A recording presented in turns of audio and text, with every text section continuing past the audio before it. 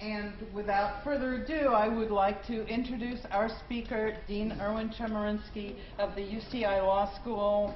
And I think everybody knows who he is, probably read his piece in the LA Times, and we're just very, very grateful to have him here. Thank you.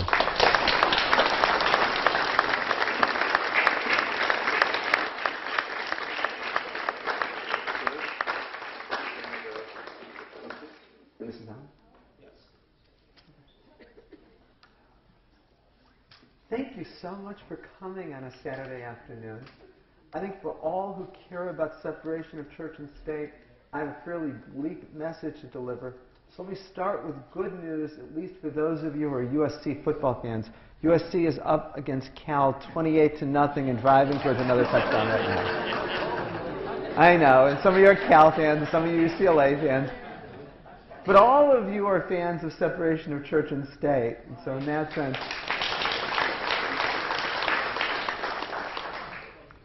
the First Amendment begins with the language, Congress shall make no law respecting the establishment of religion. In 1947, in Everson versus Board of Education, the Supreme Court held that this applies to the actions of state and local governments. All 9 justices agreed with that. All 9 justices agreed at that time that the Establishment Clause is best understood through a metaphor coined by Thomas Jefferson, that there should be a wall separating church and state, a wall high and impregnable. What I want to suggest to you now is that there are likely 5 justices on the Supreme Court who vehemently oppose any notion of a wall separating church and state. And we may be very close to the time when the wall separating church and state isn't simply reduced, but obliterated. What I'd like to do is talk for about 30 minutes and then take your questions for about 30 minutes. I want to make several points in trying to explain to you where we are now and where the Supreme Court is likely to go in the foreseeable future. First, I think it's important to recognize that over the last several decades, there have been 3 different theories as to the meaning of the Establishment Clause. And there's never been a majority on the Supreme Court in recent years for any one of these 3 theories. The justices have been split among them. One theory is what I already alluded to, strict separation. It is the theory that's embodied in the words of Thomas Jefferson, that there should be a wall that separates church and state, high and impregnable. It is, as I said, the theory that all of the justices agreed to in the 1940s. In recent years, there were 3 justices who subscribed to this approach, Justices Stevens, Souter, and Ginsburg. A second theory began to emerge in the early 1980s. Sometimes this is called a neutrality theory. Sometimes it's called a symbolic endorsement theory. The notion here is that the government should be neutral as among religions, between religion and secularism. Or to put it as the Supreme Court did, the government should not be able to symbolically endorse religion or a particular religion. In recent years, Justices Sandra O'Connor and Stephen Breyer took this approach. A third theory might be termed an accommodationist theory. This theory says we should accommodate religion into government and government into religion. This is the notion that American people are religious and we shouldn't have any separation of church and state. In recent years on the Supreme Court, we had 4 justices taking this position: William Rehnquist, Antonin Scalia, Anthony Kennedy, and Clarence Thomas. Let me give you 2 examples to show why the choice of the theory matters so much. One is a case from 1989, Allegheny County versus ACLU. It actually was 2 companion cases that came to the Supreme Court together. One involved a nativity scene that was placed in a large staircase in a county courthouse. The other involved a Pittsburgh city building that put a menorah in front of it in the December holiday season, and next to the menorah was a Christmas tree and a proclamation about the importance of tolerance in the holiday season. Well, the three separationists who were then on the court said both the nativity scene and the menorah are unconstitutional. If you're a strict separationist, you believe that religious symbols don't belong on government property. It's not about hostility to religion. People can put religious symbols on their front lawns. Businesses can place it in their window. But the notion is the government should be secular. The two justices who took the neutrality approach said the nativity scene was unconstitutional because it was a religious symbol of Christianity all by itself. But the menorah was okay because it was accompanied by a Christmas tree, a proclamation about tolerance in the holiday season. So it wasn't an endorsement of religion. And the four accommodationists would have allowed both the nativity scene and the menorah. So it was a strange result when you add up the votes that the nativity scene was unconstitutional, 5-4, but the menorah was constitutional, 6-3. Let me tell you of another example of this, and this is a case that I argued in the Supreme Court in March of 2005. It's a case called Van Orden versus Perry. It involves a 6-foot-high, 3-foot-wide Ten Commandments monument that sits directly at the corner in the Texas State Capitol in the Texas Supreme Court. If you're at that corner and you see the monument, you see nothing else other than this large granite structure that has in big letters, "I am the Lord thy God," and then the Protestant version of the Ten Commandments. You may not realize that the major religions that regard the Ten Commandments as Scripture each have different versions. The Catholic version is different from the Protestant version, which is different than the Jewish version of the Ten Commandments. And the differences aren't incidental. So, for example, the Catholic version does not prohibit graven images because of the importance of statues within the Catholic religion. The Jewish religion begins by talking about, "I am the Lord thy God that took you out of bondage in Egypt." Very important, in fact, recited in almost every Jewish religious service. My client, Thomas Van Orden, was a homeless man in Austin, Texas. He was a graduate of Southern Methodist Law School. At one time, he was an attorney. I don't know how he came to be homeless or how he came to lose his law license. I became involved in the case through a collect phone call. I was sitting at my desk. I was then teaching at the University of Southern California, and I had a collect phone call from Thomas Van Orden. I didn't know Thomas Van Orden, but I always accept collect calls. And he said he had just lost a case in the Fifth Circuit challenging a Ten Commandments monument on the grounds of the Texas State Capitol. Would I take his case to the Supreme Court? I said, "Let me read the Fifth Circuit opinion." I hadn't done so yet, "and I'll call you back." And he said, very matter-of-factly, "I'm homeless. I don't have a phone, but I'll call you Friday afternoon." I filed the petition for review in the Supreme Court, and the Supreme Court granted it. An oral argument was scheduled.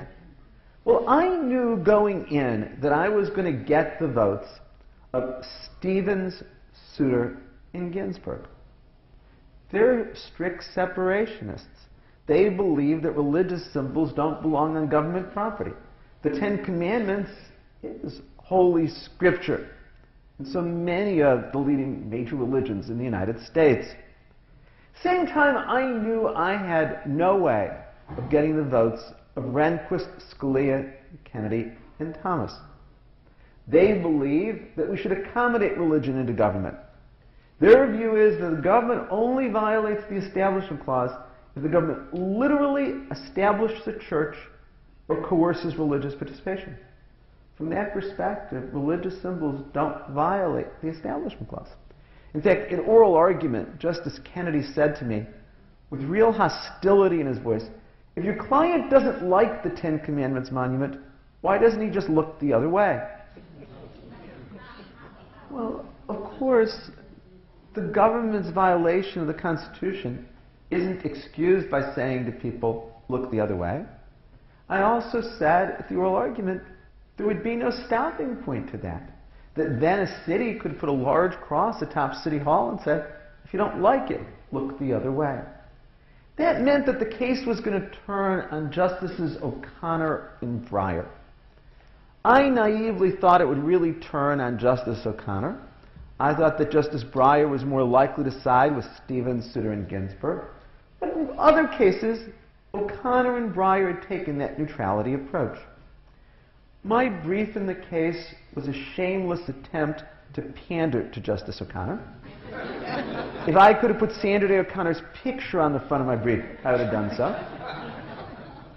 In the week before oral argument, I got a call from a reporter who said, "In your brief, I counted, you cite to Justice O'Connor 23 times. And I said, "Yes, and your question is?" Well, as you may know, I lost 5-4. I got Justice O'Connor's vote. She wrote a very eloquent opinion defending the idea of separating church and state. She said, why would our country want to substitute for what worked so well here for so long, what's failed in so many other countries so often? But I lost because Justice Breyer joined with Rehnquist, Scalia, Kennedy, and Thomas. Rehnquist said, there's no symbolic endorsement from this Ten Commandments monument at the seat of Texas state government. He said it was donated by the Friends of the Eagles, probably paid for by Cecil B. DeMille. He said there's a lot of other symbols on the Texas state capitol grounds. So the Ten Commandments monument remains. But again, it shows you how important these three theories of the Establishment Clause are. Well, the second thing I wanted to talk about is why I believe that the strict separation theory is the best way to understand the Establishment Clause. Why the 9 justices who were on the court in 1947 were absolutely right. The strict separationist theory is based on a simple insight. Our government should be secular as much as possible.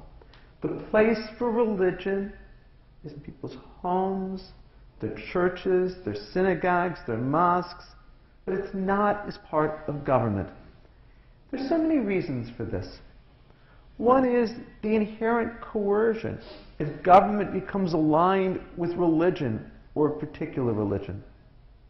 The reality is, once the government identifies itself with religion, there are so many instances where it's hard for people to resist. The coercion is sometimes implicit, sometimes it's explicit. When I hear of instances like John Ashcroft holding prayer sessions in the Justice Department and saying it's completely voluntary, you know that it's not, because you know that if you work there and you want to be thought well of, you should be there. We know that when there's prayer in schools, even if we call it voluntary, children feel pressured to participate. A personal anecdote here. Remember when the Ninth Circuit first declared that the words "under God" in the Pledge of Allegiance violated the Establishment Clause, and this was back in 2003. My youngest child was in kindergarten at a Los Angeles public school at the time, and she came home to show her mom and me how she had learned to say the Pledge of Allegiance. And she put her hand on her heart and recited the words. When she said the words "under God," my wife remarked to me, "I thought the court said that children don't have to say 'under God.'" And my daughter, overhearing this, said, "Oh yes, you do, or you get sent to the principal's office." Now, it's not that her teacher ever said you had to say the words "under God." I think if any child, including mine, didn't want to say "under God," the teacher wouldn't have said anything. But my daughter internalized in her first week of kindergarten is you do what the teacher said, but the punishment is you go to the principal's office, and the teacher said you recite the words of the Pledge of Allegiance, including "under God." There are so many ways in which coercion happens when the government becomes aligned with religion. I'll tell you another story based on a case that I was involved with to illustrate. It involves a man by the name of Michael Hannes. He had a drug problem. He had been arrested for possession of marijuana. He was put on probation. He was arrested again. But under Michigan law, he could go to a drug diversion court. And under the terms of the drug diversion court, so long as he went through a rehabilitation program, his record would be expunged and there would be no adverse longer-term consequences. The prosecutor said that she would be willing to do this so long as he went to a residential treatment program. She said, he's already failed probation once. We want him to go to a residential treatment program. And Hannes, not wanting to go to prison, wanting to go through drug diversion, said, sure. Well, it turned out there was only one drug diversion program available at that moment. It was run by the Pentecostal church. And that's where Hannes went to. When he got there, he was told he couldn't keep his rosaries or his Bible. He was Catholic. He couldn't communicate with his priest. There was actually no drug rehabilitation going on. And so he went to the ACLU in Michigan, and his ACLU lawyer go to the judge and say, this is indoctrination into religion. Can you please just transfer him to some other non-religious program? And the judge said, oh, so you don't like the program? It's 3.5 years in prison. And I took the case to the Supreme Court, and the Supreme Court denied review. This shows, though, what happens when we have government aligned with religion. There are so many ways in which coercion occurs. Another reason we want the government to not be part of religion, religion be part of government, I think is also about protecting our money, protecting our ability to decide how we're going to spend our dollars. None other than James Madison said, there's nothing more unconscionable than taxing people to support a religion that they don't believe in. The reality is, when the government is involved with religion, then it can use its money to teach people a specific religion, or that other religions are evil, or that those who believe in no religion are wrong. And so it's so important to have separation of church and state, so that the taxpayers' money, our money, isn't used in that way. I also think it's important to have separation of church and state for reasons that Justice Sandra O'Connor said best. She said what the Establishment Clause is meant for is to make sure that there aren't any insiders or outsiders in our society. To let us all believe that it's our government.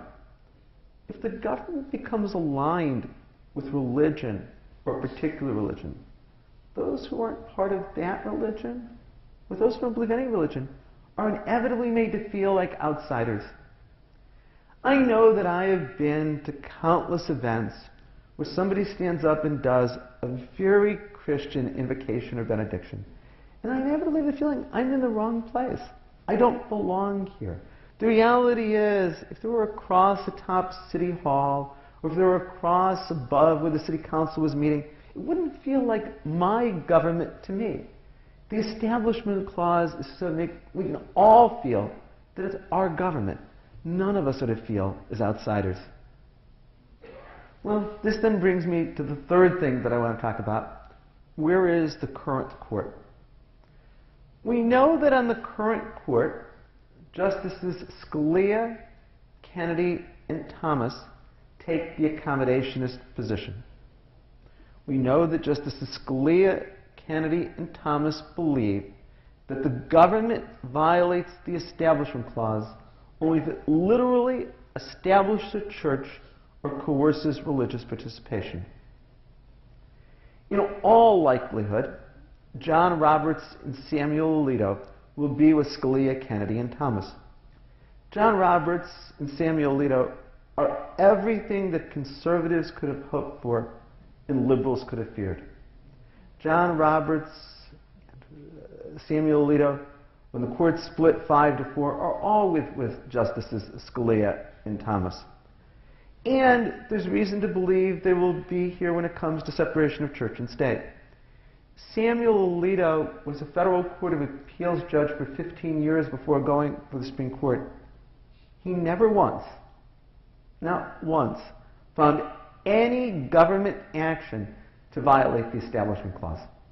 He wrote opinions taking the view that the government violates the Establishment Clause only if it literally establishes a church or coerces religious participation. John Roberts has written less than the other justices, but when he's had the occasion to vote, he's always voted with the conservatives, the accommodationists. Last year, for example, there was a Supreme Court case that you're probably familiar with that involved a large cross in the Mojave Desert. Federal District Court declared it unconstitutional. The United States Court of Appeals declared it unconstitutional. The courts explained that a cross is a quintessential religious symbol and only of Christian faiths. Congress then transferred ownership of the parcel of land where it's located to a veteran of foreign war group. The federal trial court said, it's a sham transfer. Anybody seeing a large cross in the midst of a big federal park would still see it as government endorsement of religion. The Federal Park Service was still responsible for maintaining the land around the cross. Besides, here too, there'd be no stopping point. If this was allowed, a city could put a cross atop City Hall and then just transfer ownership of that part of the rooftop to a private group and say, not on our property anymore. The Supreme Court, 5-4, overturned the lower court. Justice Kennedy wrote, joined by Scalia, Thomas, Roberts, and Alito. I think there's every reason to believe here, like on almost every major issue, Roberts and Alito will be with Scalia, Kennedy, Thomas. We know that Justice Ginsburg is a strict separationist. We know that Justice Breyer takes the neutrality approach, saw what he did in Vanderwilliams period. We don't know for sure where Justice Sotomayor or Justice Kagan will be. Neither has participated in that many Establishment Clause issues. Last year, on the Cross and the Mojave Desert case, Salazar versus Bono, Justice Sotomayor dissented along with Stevens, Ginsburg, and Breyer. So that's an indication that she's likely to be a strict separationist. And she did write some opinions as a judge on the Second Circuit that would indicate that she's certainly at least a neutrality justice, if not a strict separationist. We don't know where Elena Kagan is. Elena Kagan was never a judge before going on to the Supreme Court. It's not disqualifying. Many justices through history were never judges before going on to the Supreme Court. Think of Brandeis, Black, Douglas, Frankfurter, Jackson, Warren, more recently Rehnquist and Powell. None of them have ever been judges before going to the Supreme Court. But it means that we don't have prior opinions from Elena Kagan about separation of church and state to see her views. She wrote only 5 major law review articles. None said anything controversial, and none mentioned separation of church and state. Unlike some law professors, she didn't write op-ed pieces or say controversial things to the press. That may be why she's where she is and those other law professors aren't. Predictably, the confirmation hearings didn't tell us anything about her views. My favorite moment in the confirmation hearings were on the Tuesday when Senator Lindsey Graham said to her, quote, "Where are you on Christmas?" And she responded, like most Jews in a Chinese restaurant. It was really a quick and witty answer, but it didn't tell us anything about her views concerning separation of church and state. My guess is that she's going to be a neutrality or strict separationist justice. She's not going to be an accommodationist justice. But the bottom line is that there are 5 justices on the current court: Scalia, Kennedy, Thomas, and most surely Roberts and Alito, to take the accommodationist perspective. Well, this brings me to my 4th and final point. What will the accommodationist perspective mean as to separation of church and state? And when do we begin to see it? What the accommodationist perspective means is there will be no wall separating church and state. Remember that the accommodationist view of the Establishment Clause is that the government violates the Establishment Clause only if it literally establishes a church or coerces religious participation.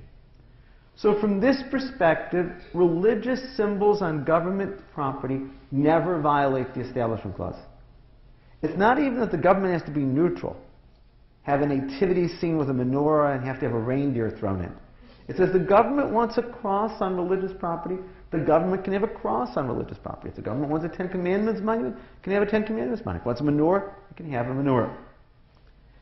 Second, the government will be able to give aid to religious schools, including for purposes of religious education and indoctrination.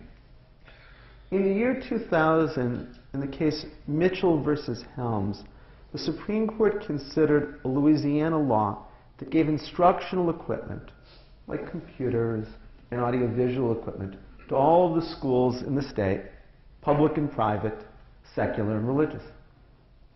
And the justices split, just as you would guess, based on the theories. The three strict separationists then on the court, Stevens, Souter, and Ginsburg, said the government should not be giving this type of thing to religious schools at all. The two neutrality justices then on the court, O'Connor and Breyer, said the government can give the instructional equipment so long as it's not actually used in religious instruction. But the four other justices, and this then was Thomas writing for them, joined by Rehnquist, Scalia, and Kennedy, said the government should be able to give aid to religious schools even if it is used in religious education, religious indoctrination. In fact, Justice Thomas went even further in the opinion and said to deny religious schools aid that's given to private secular schools in itself would violate the Establishment Clause. And this is truly a radical approach to the Establishment Clause, saying any time the government is giving anything to private secular schools, it is constitutionally required to give it to religious schools. And there were 4 votes for that position a decade ago. There are now probably 5, with Roberts and Alito joining Scalia, Kennedy, and Thomas. There will certainly be a great deal more permission for the presence of religion in public schools. Here, though, Justice Kennedy is likely to depart from the other conservatives. Justice Kennedy is much more willing to find coercion than the others who take the accommodationist theory. Important case here that you may be familiar with was Lee versus Weissman in 1992. It involves a middle school in Rhode Island. The Weissman family had other children graduate from that middle school, and they knew there was always a clergy prayer, benediction, invocation at the middle school graduation. And they went to see the principal and they said, there shouldn't be a prayer at a public school graduation. And the principal said, I understand what you're saying. We'll invite your rabbi this year. And they said, no, you don't understand at all. It's not that we want our rabbi rather than a priest or a minister. It's we don't think there should be a prayer at a public school graduation. The principal decided to go ahead with it anyway, and the Weissmans went to the local ACLU and sued. It appeared at this moment that there were 5 accommodationists on the court, because Byron White was still on the court and took that perspective. But in a 5-4 decision, the Supreme Court declared that the clergy-delivered prayer at the public school graduation violated the Establishment Clause. Justice Kennedy wrote, joined by the 4 more liberal justices. Justice Kennedy said, the government violates the Establishment Clause if it coerces religious participation. Justice Kennedy said that prayer at a public school graduation is inherently coercive. Justice Kennedy said, though no child is required to be at graduation, it's such an important event in a child's life that of course he or she will want to be there. And it's not realistic to say to the child, get off and leave the stage when the prayer is going on, or don't stand up when everybody else around you is. So he was willing to find coercion.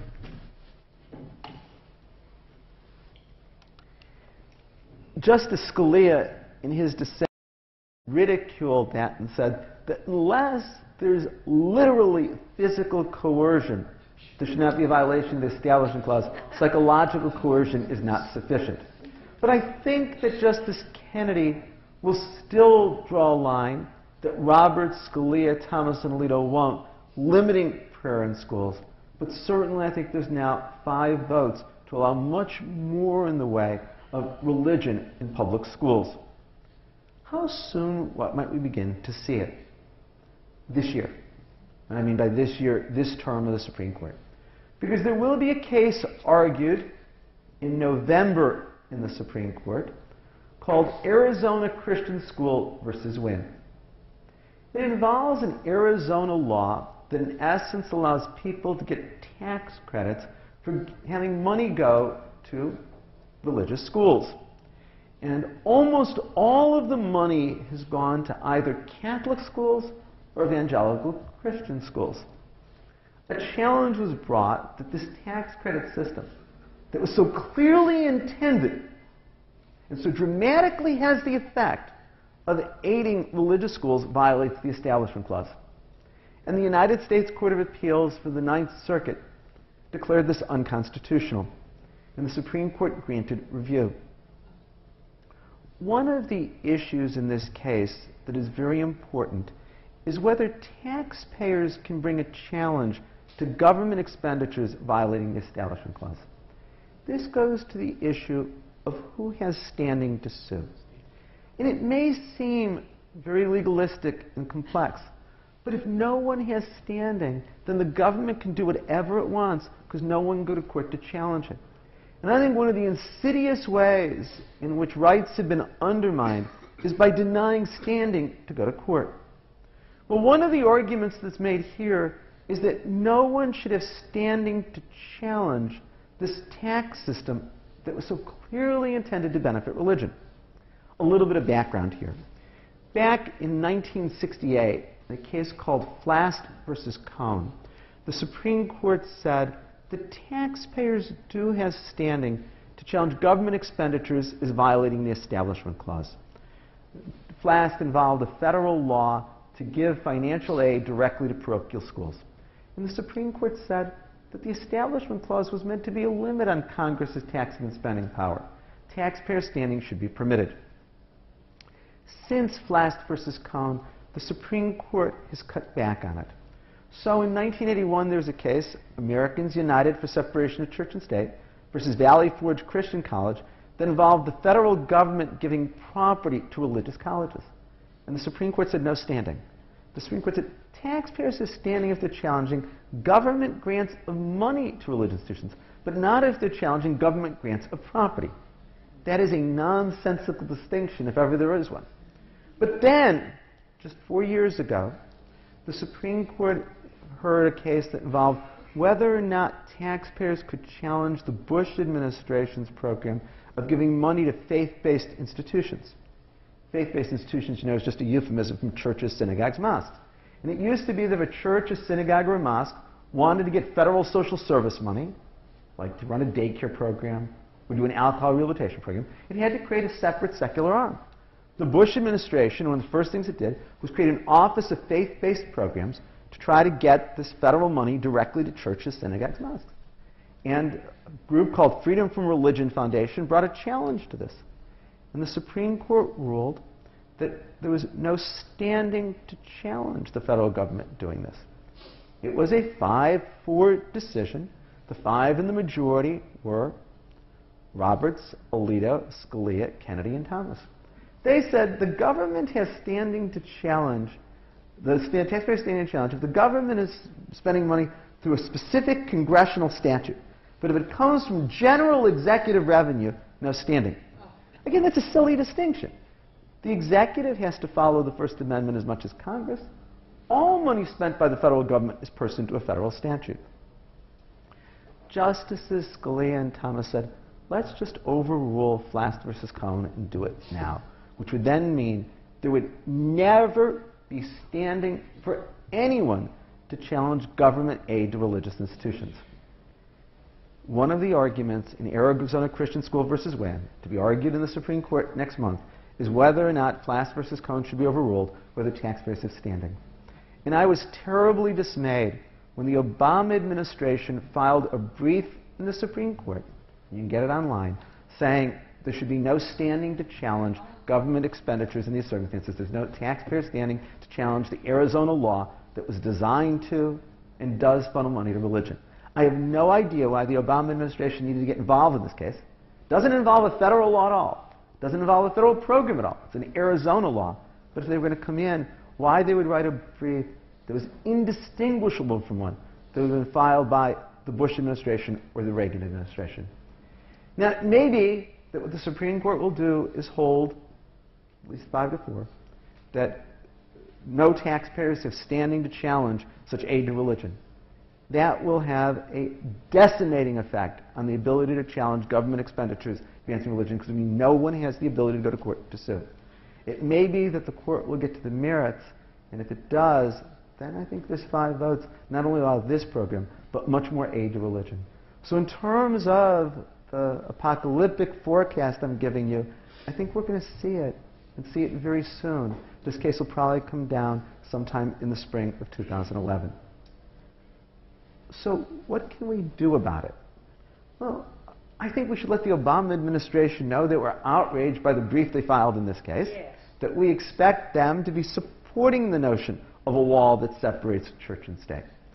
I think also we're going to have to turn to legislatures much more to protect the wall that separates church and state, because it's not going to come from the Supreme Court and the federal courts. And it also means, I think, in the long term, who's appointed to the Supreme Court is going to make all of the difference. But it'll make the difference in the longer term, not the short term. The reality is, John Roberts is 55 years old. Samuel Alito is 60 years old. Clarence Thomas has been on the Supreme Court 19 years, but he's only 62 years old. Antonin Scalia and Anthony Kennedy are 74 years old. The best predictor of a long lifespan is being confirmed for a seat on the Supreme Court.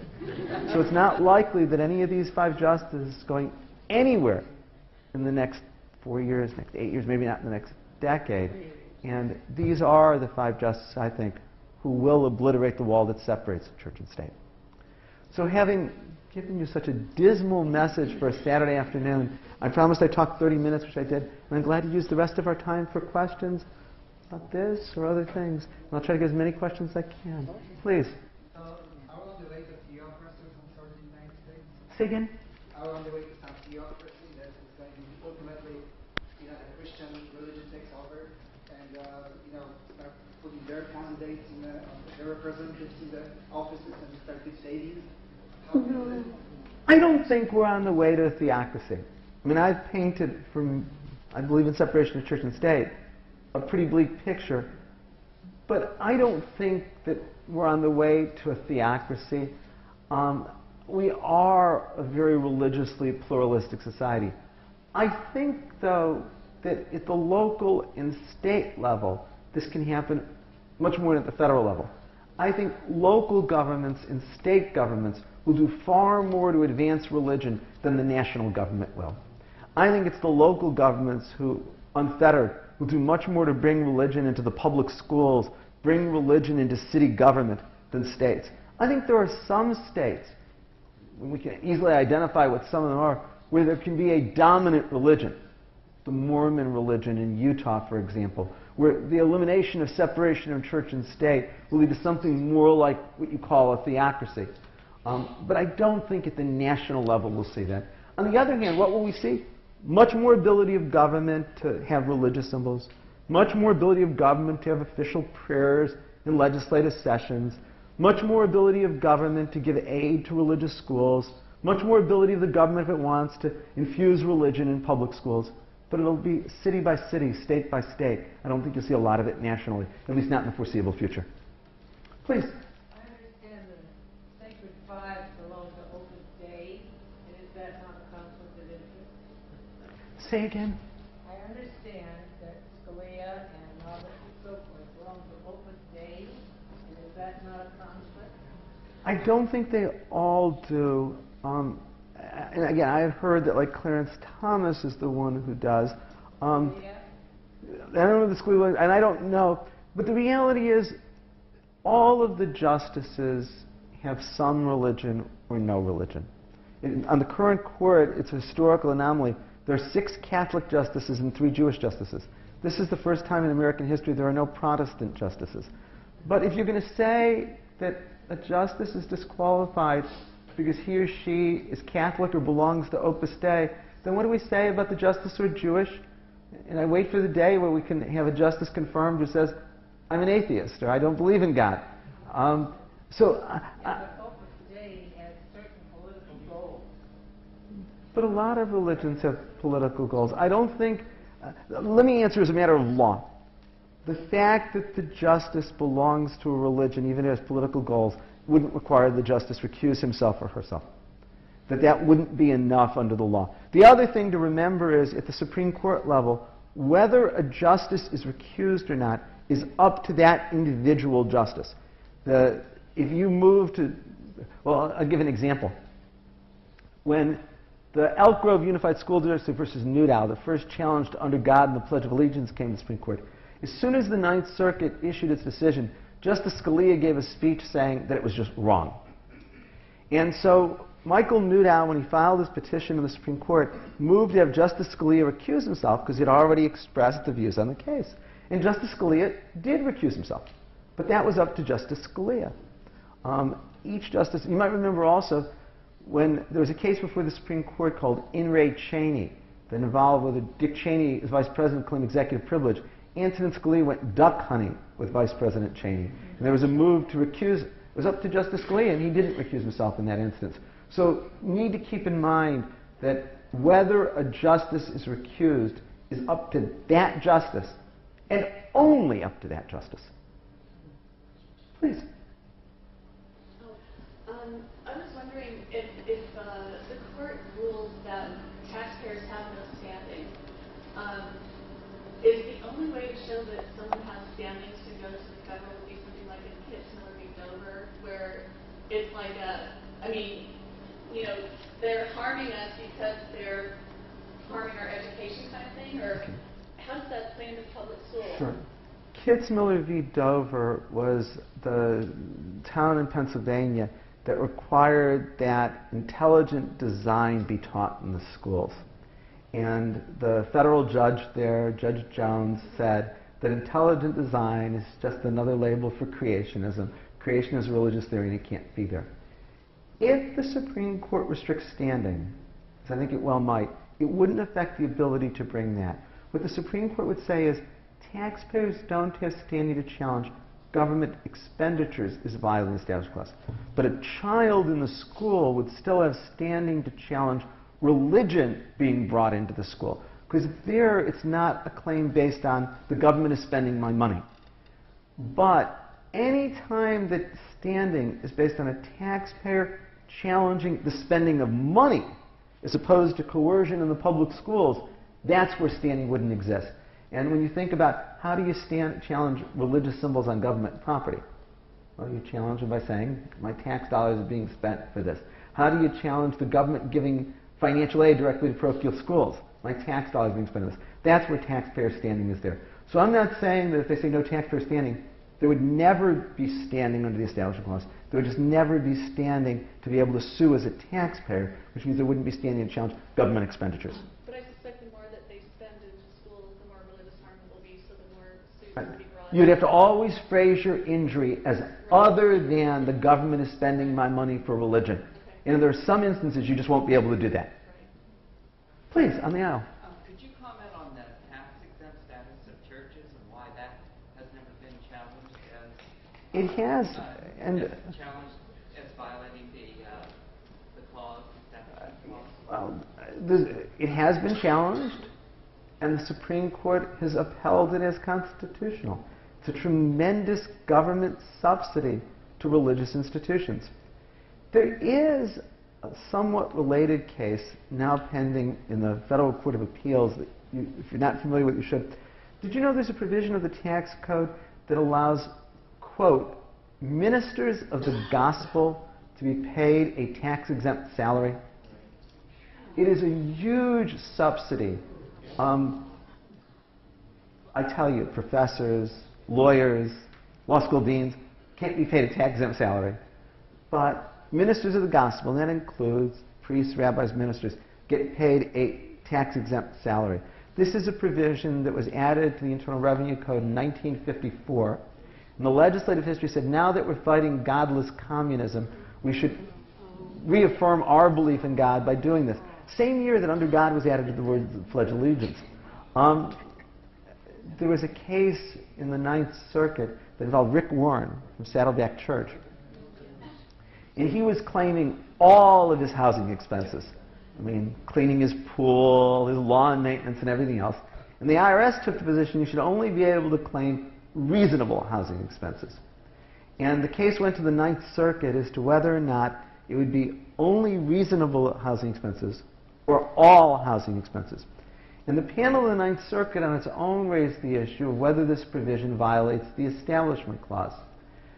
For all, it's giving a subsidy to churches, synagogues, mosques. And the IRS wasn't going to challenge it. And surely Rick Warren wasn't going to challenge it. So the Ninth Circuit raised the issue. And in fact, I got a call from the Ninth Circuit, asked me to be the friend of the court to brief the issue. I got a call from a staff attorney in the Ninth Circuit said, will you take an appointment to brief the issue of whether this tax provision is constitutional? I'd never heard of the tax provision at that point.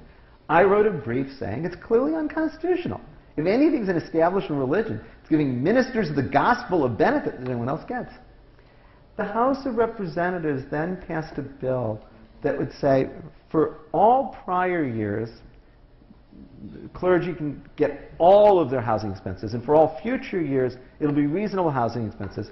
And the members of the House of Representatives introduced this, said that the purpose was to make moot the Warren case pending in the Ninth Circuit. That it's a real threat to churches across the country.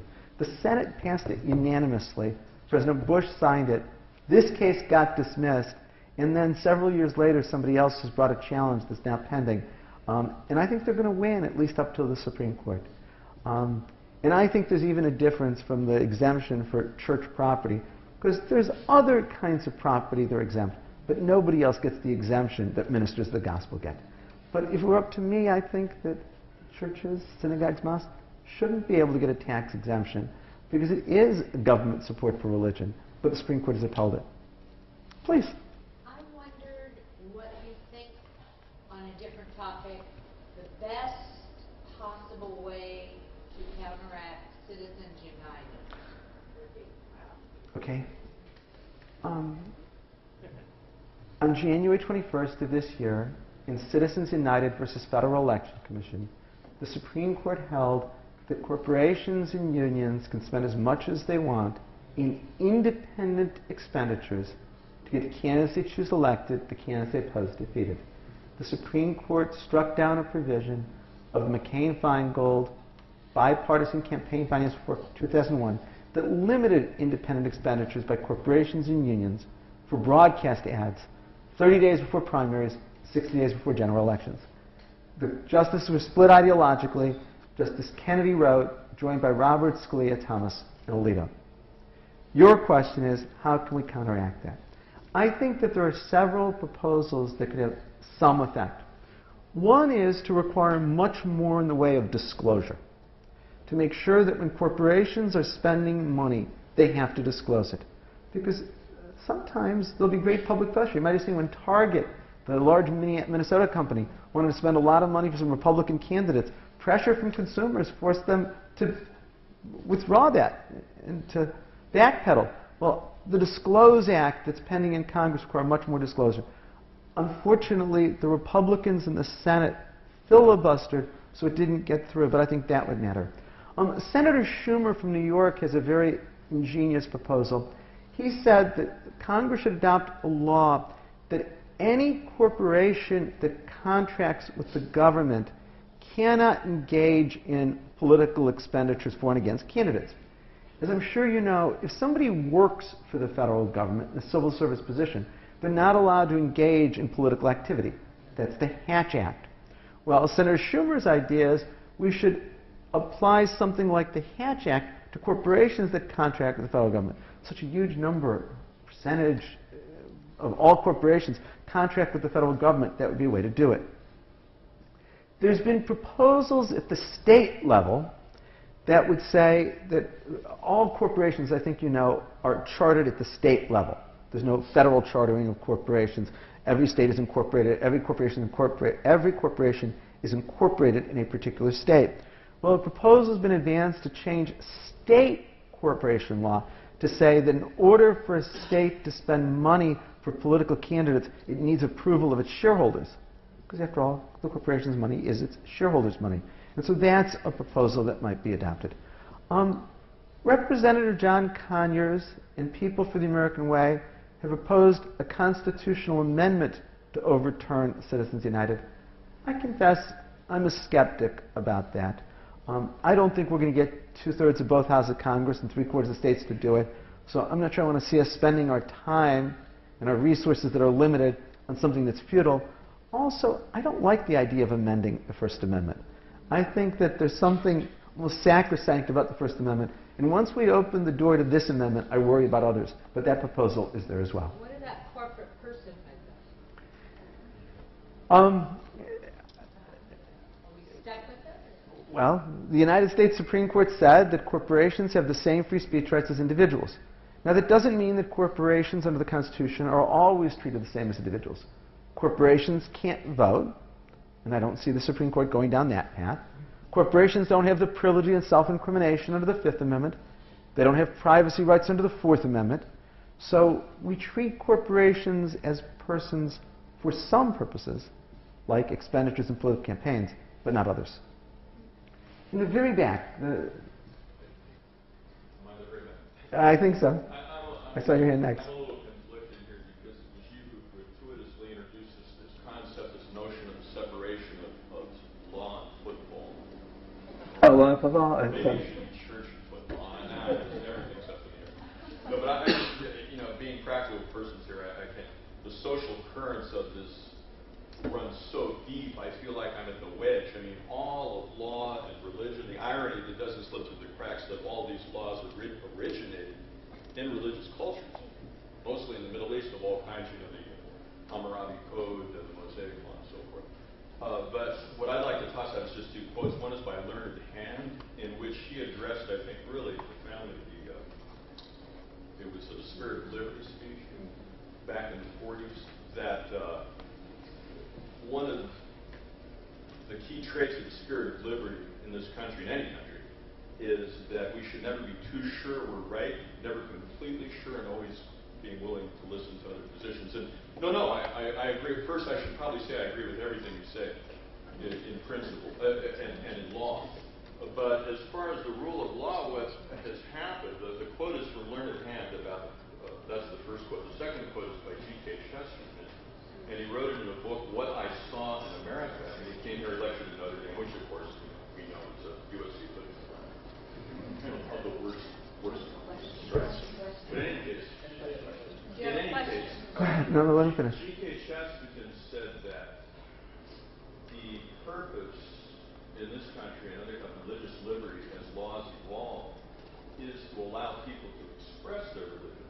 So the flip side of the coin is the effect, and I think this might be a little bit what Obama and the others said, the effect of these laws, the football, is to, he said, the purpose of religious liberty is to, it would seem to encourage expression of religion, religious debate, which he did with George Bernard Shaw, but the effect is that it has actually come to where no one, but a very few people are allowed to even discuss it. No, I don't think so. Let me respond, because I want other people to get questions before we have to adjourn. There's two provisions in the First Amendment about religion. One is about the establishment of religion, and the other is free exercise of religion. And I think they're both very important. As much as I believe in a wall that separates church and state, I also believe that we should have robust protection for free exercise of religion. People should be able to pray or not pray in any way they choose. They should be able to observe whatever faith or no faith they choose. Now, I could talk about what the Supreme Court's also done to gut the protection of free exercise of religion. And let me tell you that in just one second. But I think the answer is that enforcing the Establishment Clause and keeping government secular never keeps people from being able to have free exercise of religion. I so disagree with the conservatives who say that those who want to enforce the Establishment Clause are trying to take religion out of the public square. That's the phrase they always use. That's nonsense. People can have religion in their lives however they want. What the let me finish. What the Establishment Clause is about is, let's be sure that the government is secular. Because once the government becomes aligned with religion anyway, there's implicit and explicit coercion. I hate doing shameless self-promotion, but I'll just take one moment for it. Because public discussion of religion, the effect of not just the laws, but the social currents, has been to remove public discussion and debate from society to the point where you can't. Let me respond just a little bit. I strongly disagree with that. And I mean, let me tell you, I don't think that enforcing the Establishment Clause takes religion out of public discussion. And I was very troubled back in 1976 where Jimmy Carter made a point of how he was a born-again Christian, and then there was discussion among the Democratic candidates of who was the better Christian. Because, of course, that then means that somebody who's not Christian all of a sudden is inferior to the other candidates. In each of the recent presidential elections, the presidential candidates who wanted to talk openly about their religious faith, I don't see the absence of discussion of religion in public life. What I was going to say is a lot of what I said, and I may have just misunderstood your question, I apologize if I did. I have a new book that's out. This is my shameless self-promotion. Chapter 3 is about separation of church and state, and it's published by Simon & Schuster, and it's written for a wide audience. It's called The Conservative Assault on the Constitution. And the reason I mention it here is in the chapter on religion, I not only talk about separation of church and state, and say many of the things I've said today, but also talk about free exercise of religion. But the book also talks about other ways in which conservatives have really changed basic principles of constitutional law. Let me take some more questions here. Please. I have a question that's a little bit underneath all of this, and that is the Supreme Court justices themselves and their appointments and terms, and how a change in that basic structure might somehow be good or not good. Your opinion? I'm ambivalent about this. If it's a question of something that would have got William Brennan or John Paul Stevens off the court sooner and replaced by a conservative, then I think it's bad and life tenure turns out good. On the other hand, if we can get Antonin Scalia or Clarence Thomas off the court sooner and replaced by somebody who's liberal, then I'm all in favor of it. I don't know how to design a structure that does that. So I come back to what I said to the question a moment ago. I don't think that it's likely we will change Article 3 of the Constitution that gives to federal judges, including Supreme Court justices, life tenure. And so there's a huge body of academic literature that's developed about have limited terms for Supreme Court justices. And I read it and I shrug and I say, I see the arguments on both sides. It's not going to happen anyway, so I spend time on it. But Paul Carrington from Duke University wrote a book about a collection of essays about this that came out a couple of years ago that you could find if it's a topic of interest. And he strongly advocates it. And then there's people who respond to it. And there was, but you can easily find that book. It's just Carrington. It's just phonetic. In the aisle in the back. Yeah, I have a question about follow-on question to your response to the Citizens United case. One thing you didn't mention was the possibility of public funding of elections, which would make contributions relatively irrelevant. Are you in favor of that? I am in favor of public funding of elections, though it's more complicated than your question makes it seem. Because if there's public funding, but it is not mandatory, there is nothing then to stop candidates from opting out and then spending more than what the public funding would be. That's what happened in 2008. Both the Democratic and the Republican candidates simply opted out of the public funding system. So long as the Supreme Court says that the First Amendment protects the right to spend money for elections, public funding will always be optional rather than mandatory. And thus there can always be the hypothetical candidate who can spend $120 million on a gubernatorial race out of her own money. And it doesn't matter if you got public funding because she can opt out. And yeah, the other candidate can use the public funding. Public funding, unless it's mandatory, may not provide us much of a solution. And I don't think the Supreme Court would allow it to be mandatory. That said, I still like public funding. North Carolina has adopted public funding for judicial elections, which I think is a terrific system. Then you get to issues of, could a system provide for public funding, and if one candidate opts out, then provide more money to the candidate who opts into the system? And that's an issue that's pending now in the courts. There's another question right on the aisle here. Would you abolish the filibuster rule? And if you would, how would you do it? The question is, would I abolish the filibuster rule? And if so, how would I do it? You know, my views about the filibuster change over time. When George Bush was in the White House and the Republicans controlled the Senate, I really like the filibuster and like the Democrats filibustering some of the most conservative judicial nominees. And in the last 2 years, I've really come to dislike the filibuster a lot. But I think it's got to go both ways.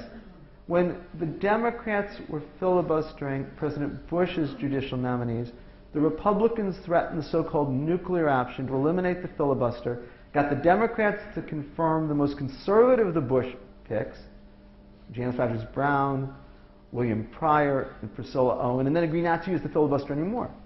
Well, when the Republicans were using the filibuster recently to block President Obama's picks, I think the Democrats should have threatened to eliminate the filibuster as well.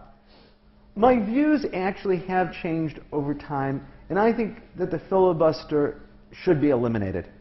I think the reason it should is it's really inconsistent with majority rule. It now means that getting anything done in the Senate takes 60 votes, or basically 40 votes can block what the Senate is doing. Those 40 senators can come from a part of the country that represents a relatively small percentage of the population. I've seen various estimates, but assume that senators representing between 30 and 35% of the population can block legislation.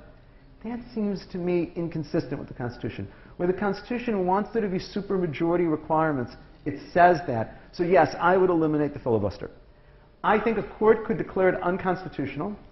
Notwithstanding, I'm the co-author of the leading law review article about the filibuster in the Stanford Law Review in 1995 arguing the filibuster is constitutional. I think I was wrong. Also, I think that the so-called nuclear option could be done. The reason the filibuster exists is the Senate is deemed a continuing body and therefore does not adopt new rules every 2 years. The House is not a continuing body, so it adopts new rules every 2 years. I think that you could have, say, Vice President Biden make a decision as chair of the President of the Senate that the Senate is not a continuing body. There's nothing in the Constitution that says it is. That the Senate has to adopt new rules in January of 2011, and then the Senate by majority could adopt a rule eliminating the filibuster. So that's a way in which it could happen, depending on what happens the first Tuesday of November, that it might happen.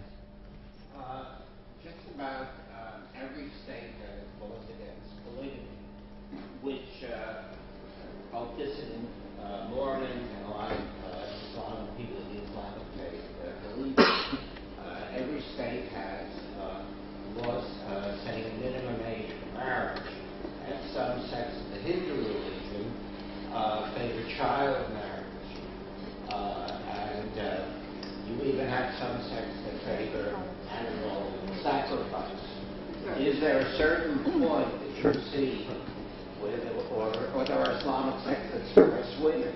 Is there a certain point when the wall ends and the state? Absolutely, and this is about what can people do in the name of free access to religion.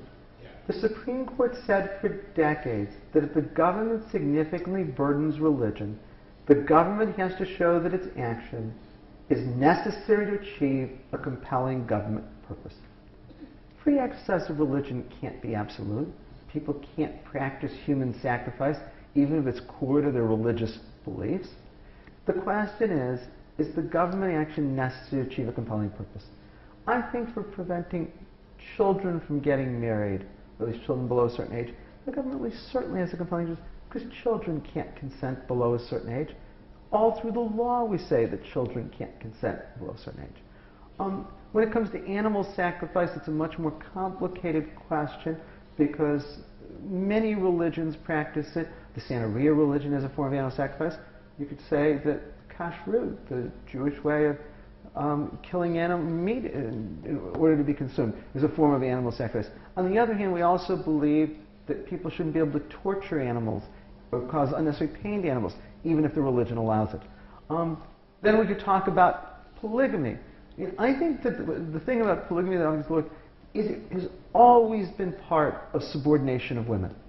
Polygamy has never worked in a gender-neutral way.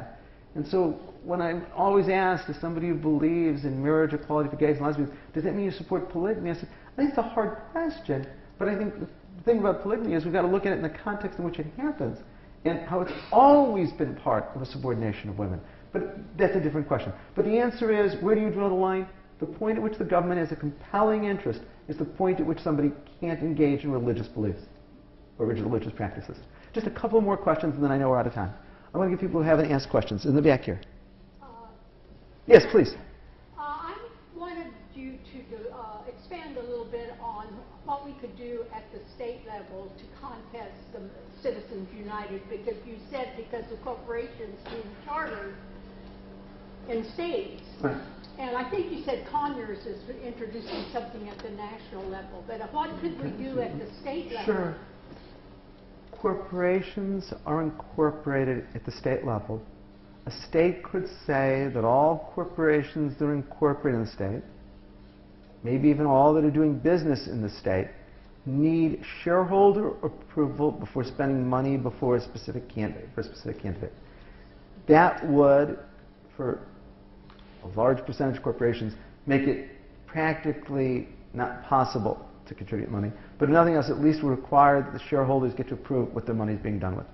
I think a state could adopt a law that says that any company doing business with the state cannot engage in political expenditures, just like a state can say any state employee can't engage in political activities, and the Supreme Court has upheld that as well. I think a state can adopt much more strict disclosure requirements with regard to corporate and union expenditures. These are the things that could be done nationally, but they can also be done at the state level. Please.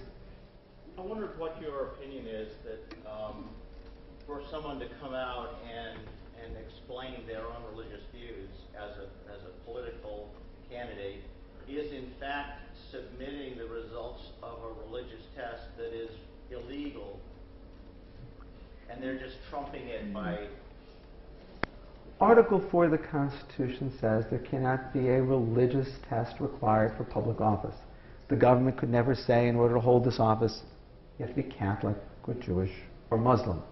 And you're saying, well, when candidates are announcing their religious views, doesn't that become a religious test?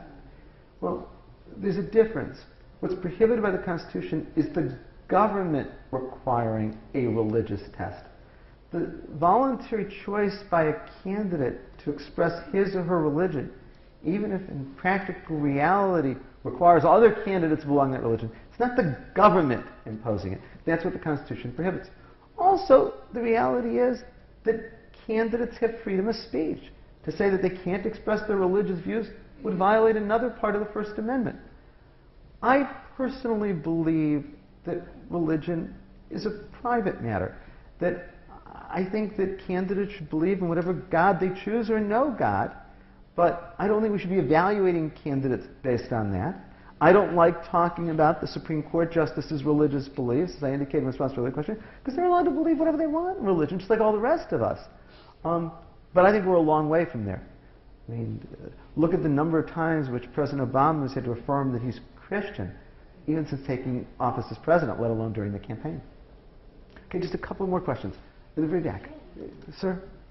Okay, I'll do this one and I'll do this one. And then sir?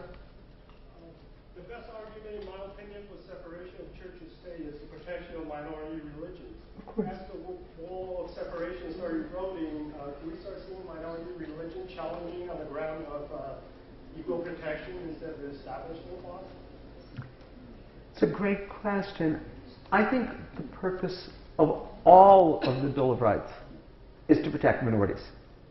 Take freedom of speech. We don't need the Constitution to protect the speech we like. That speech is going to go on anyway. We need the freedom of speech in the Constitution to protect the speech of minorities, the unpopular speech. I think the Establishment Clause is all about protecting the minority religions or the minority who don't believe in religion at all. If the government engages in discrimination against minority religions, yes, there's the possibility of bringing an equal protection challenge. But it would have to be the government discriminating against minority religions. An effect of a government action isn't enough. You can't say that a law violates equal protection just because it has a discriminatory impact or discriminatory effect. Interesting factoid here. There is no Supreme Court case in history that has ever used the Establishment Clause with regard to religion. That doesn't mean it can't happen in the future, but there's none that's yet been litigated before the Supreme Court. Okay. As I look around, I see I'm one of the youngest, or maybe I'm the youngest half here, and I'm grateful to see that everybody's packed, but I'm wondering why these issues aren't resonating across America. Is the rest of America just a bunch of lobotomized sheep? First, if you look around the room, there are people of many different ages who are here. The separation of church and state will never be favored by a majority in the foreseeable future. Every opinion poll shows over 80% of people in this country want to have prayer back in public schools. I think if you did a poll and you asked, would you vote for a law, would you vote to amend the Constitution to prohibit the establishment of religion, I don't think it would get a majority support in this country. But that's exactly why we need the Establishment Clause, is to protect the minorities. Those who are minority religions, those who are in the minority who don't believe there should be a state religion and the like. And what bothers me about the Supreme Court's approach is that it is so totally deferential to the majority that the minority gets ignored here. So I don't think it's lobotomized sheep. I just think it's always been the case that the majority of people would much rather have a Christian government than a secular government. I'll take one more question and then, okay, last question, then I can say afterwards and privately talk, but we're only supposed to go till 3 and we've already gone about 15 minutes over. Yes. Please. Yes. Chemerinsky, I'm just worried about your paper trail. Would that create any problem for you in case there is a Supreme Court nomination for you? It's not going to happen in this lifetime. There's a reason that Elena Kagan got nominated and I didn't. And as I mentioned, my new book is titled The Conservative Assault on the Constitution. So long as there is a filibuster, if I would be nominated, I would be the poster child for the filibuster. But, you know, I look forward to the day when there can be a candidate for president or a candidate for the Supreme Court who says, I'm not going to tell you my religious beliefs. We're not there yet. Let me just say, I know there's other hands. I'll take them privately. I don't want to keep everyone here. Thank you so much for coming on a Saturday afternoon.